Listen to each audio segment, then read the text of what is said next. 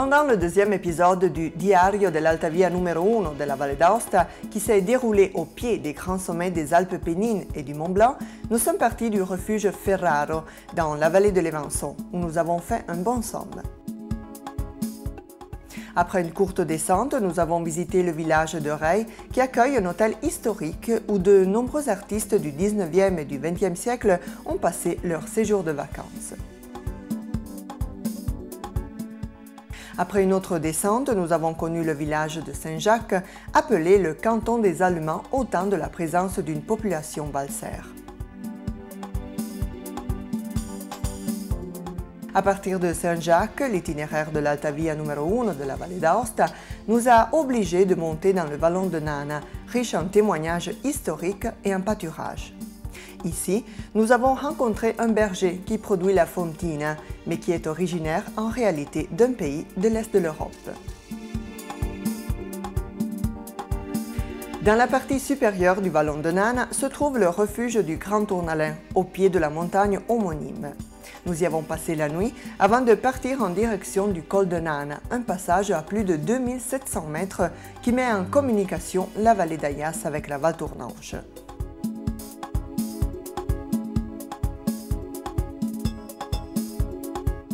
Du col de Nana, notre regard est pénétré dans le vallon de Cheney, dominé par le sommet calcaire de la Becca d'Aran. Nous sommes descendus au village de Cheney, chargé d'histoire de l'alpinisme, où nous avons fait étape.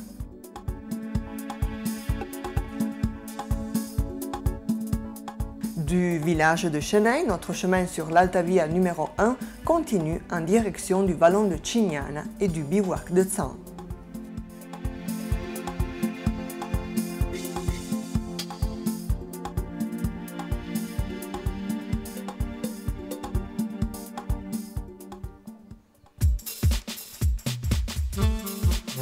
Le soleil est déjà haut dans le ciel quand nous décidons de partir vers notre prochaine destination le long de l'Alta Via numéro 1 de la Valle d'Aosta. Le dernier plateau de la conque de Cheney accueille cette belle maison de vacances. C'est l'endroit parfait pour passer de beaux moments.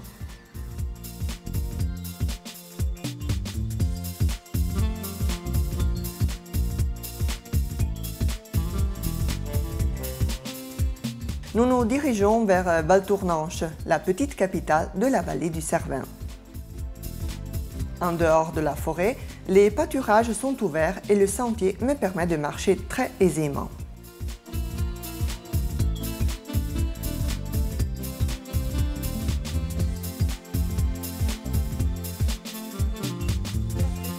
Parmi les branches des arbres, voici les maisons de Val Tournanche.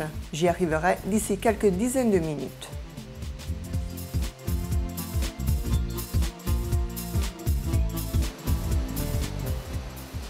C'est le dernier pont qui me permet de traverser le torrent qui descend de la conque de Cheney. Des eaux, toujours des eaux. Chaque jour, on en rencontre beaucoup. Ruisseaux et torrents sont des éléments très fréquents le long des sentiers de l'Alta Via.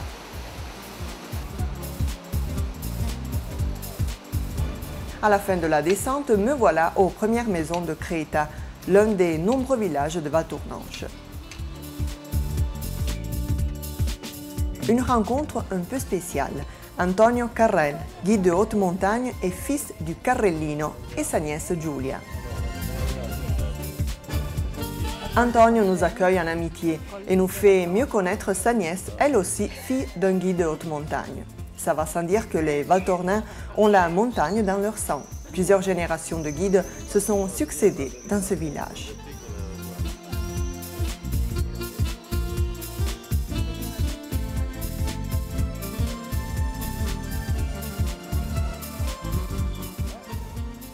La place des guides de haute montagne et des personnages de l'alpinisme est vraiment charmante.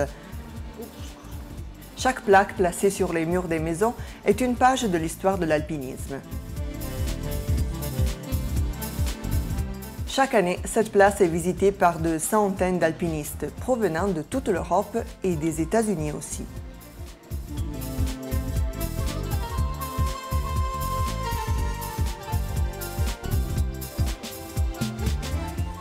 Voilà l'ancienne cabane du Cervin, transférée ici en 2003 pour faire place à l'agrandissement de la cabane Carrel. Dédiée à Louis-Amédée de Savoie, elle constitue actuellement le rendez-vous des passionnés des guides et de l'histoire de l'alpinisme.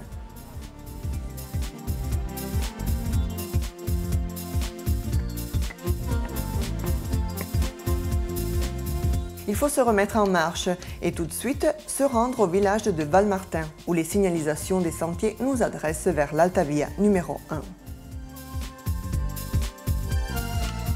À Valmartin aussi, il y a des traces du passé, des maisons harmonieuses que j'admire avec plaisir.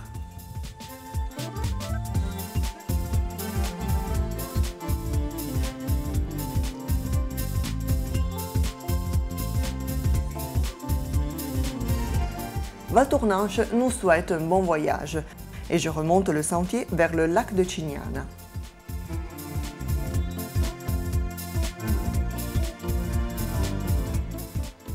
Entre les branches des arbres, la Valtournanche nous fait découvrir ses montagnes et ses eaux. Dommage qu'il fait chaud, ce qui fait que la lumière ne soit pas très claire.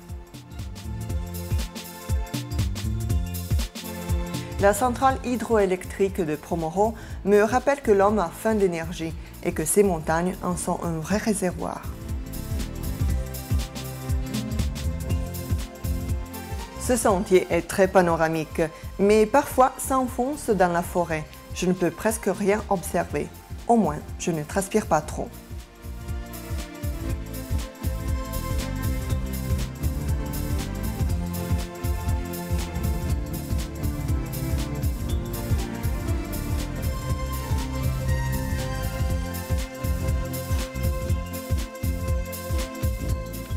L'air chaud fait monter les nuages et je dois accélérer un peu mon rythme, car le risque d'orage est réel, surtout dans l'après-midi.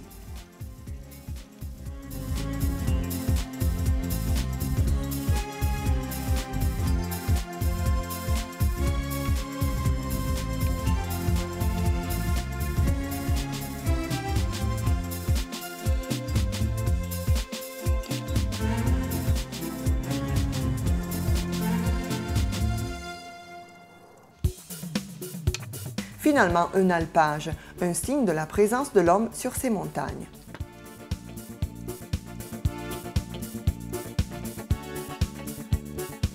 Aux alpages, on peut faire une halte plus aisément qu'ailleurs. Pendant la montée, j'ai beaucoup réfléchi à propos de mon rapport avec la montagne et j'ai besoin d'écrire. Si je ne le fais pas, il y a le risque que mes pensées s'enfuissent. Je dois me remettre en marche, car un long chemin m'attend encore. Finalement, je débouche à côté du barrage de Cignana. Son mur, en béton, a une hauteur d'environ 50 mètres et mesure 5 mètres d'épaisseur au couronnement. Ce barrage fut bâti entre 1925 et 1928 et il a une capacité de 13 millions de mètres cubes d'eau.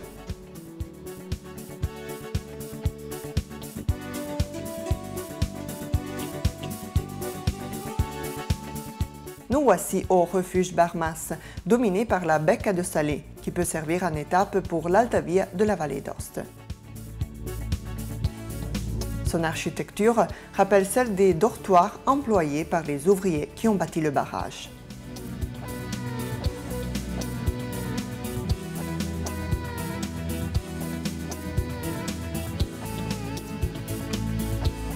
Autour du refuge, on peut visiter les ruines du village, habité pendant les travaux de construction.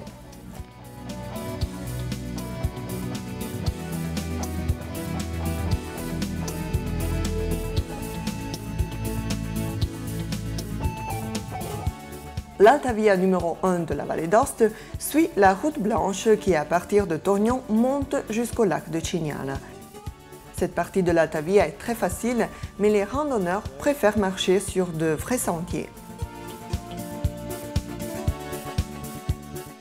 Il y a encore beaucoup de baraques dans les alentours du refuge Barmas.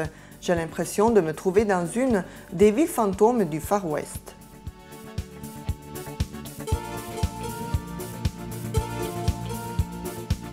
La route nous emmène au lac près de l'alpage de Cortina. Autrefois, ce lac était beaucoup plus grand, mais depuis quelques années, ses dimensions se font progressivement plus minces. En tout cas, je vous l'assure, il est très beau.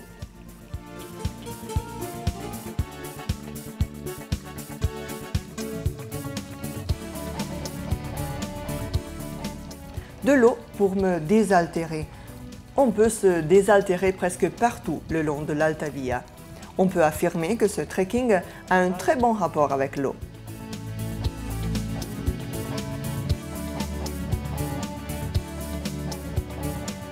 Le Cervin m'accompagne dans cet endroit.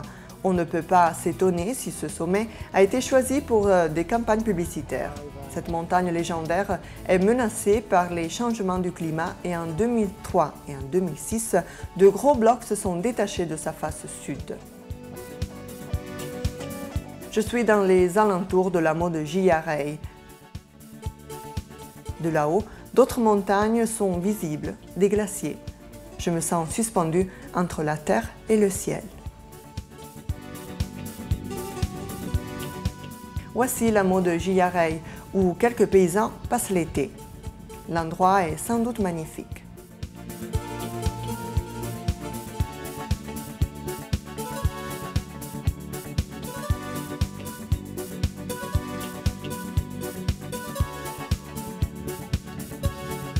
L'hameau de Ghiarei était traversé par les Torgnolins au cours de leur voyage sur le chemin muletier. Ils utilisaient les mulets pour transporter vers le Valais leur vin produit à Chambave. Cette chapelle est l'un des signes de la foi des populations valdôtaines le long de l'Alta Via numéro 1 de la vallée d'Aoste. Nous en avons déjà trouvé et en trouverons encore.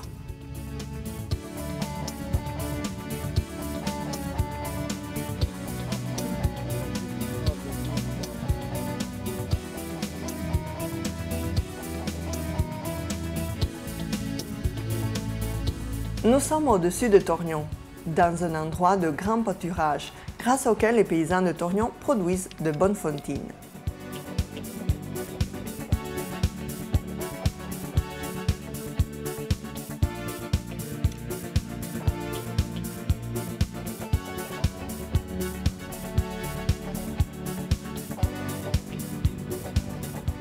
La signalisation aide beaucoup sur ce terrain herbeux. C'est en marchant dans l'herbe qu'il est facile d'égarer l'itinéraire.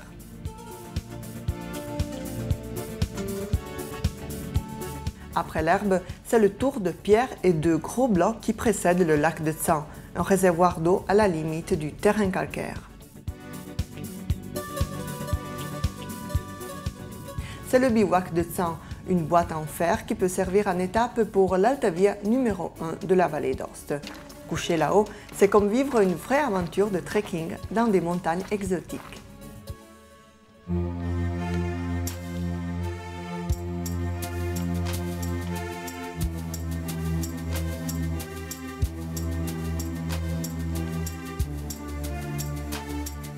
Dans une cuvette, je découvre ces vaches au pâturage à presque 2500 mètres.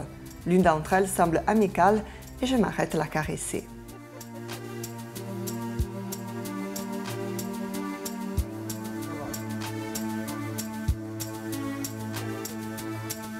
Les eaux du lac de Tsan présentent une couleur plutôt étrange, la couleur du sable que les glaciers ont déposé au cours de leur retraite.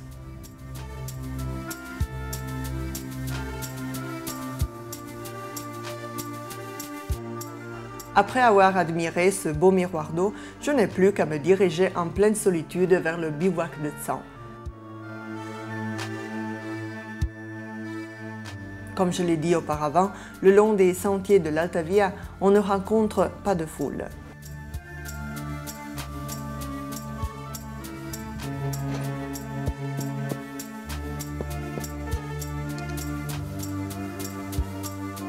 J'arrive finalement, et une fois encore, je reparcours dans ma tête ma belle journée le long des sentiers de l'Alta Via.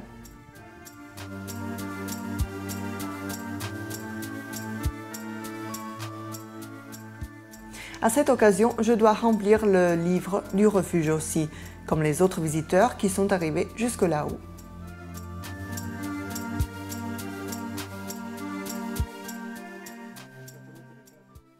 Le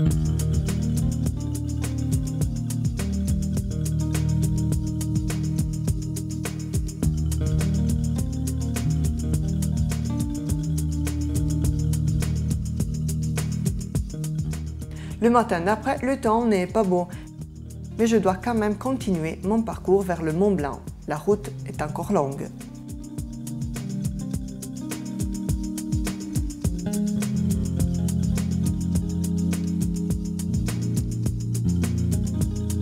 Le milieu est calcaire et en effet, il y a des rochers très différents par rapport au précédent. Ce cirque de montagne est un peu magique et la solitude est grande. Je marche dans ce chaos de gros blocs aux couleurs très différentes. Les blancs sont calcaires, les autres ont une origine volcanique.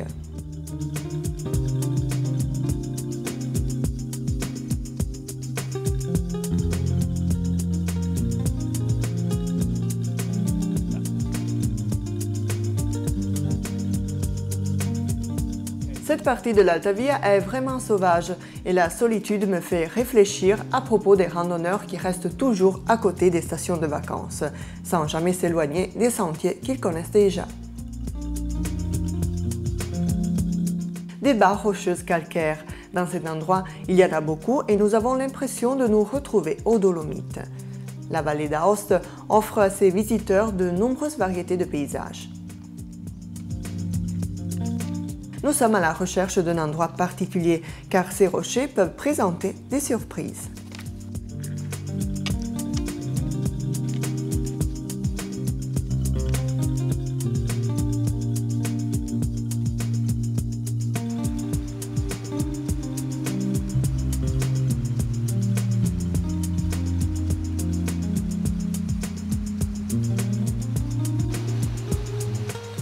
Et voilà une véritable surprise, une grotte creusée par la nature dans les rochers calcaires.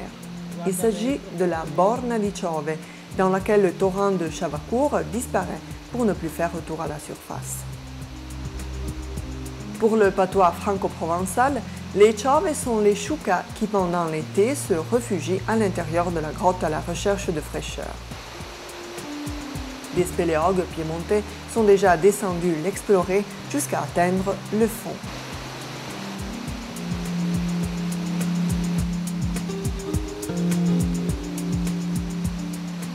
Après la visite de la Borna di Ciove, je dois me remettre en marche, car le chemin est encore long. Ma destination est la fenêtre de Tsan, un passage étroit vers la vallée de Saint-Barthélemy. Sur le même col, voici une rencontre agréable avec un groupe de bouquetins. Ils sont les rois de la montagne. Ils n'ont pas peur, mais ne se laissent pas trop approcher. Nous sommes à presque 2800 mètres et là-haut, nous trouvons le cairn de l'Alta Via. Nous n'avons pas perdu la bonne route. Je vous attends, bien sûr, au prochain épisode.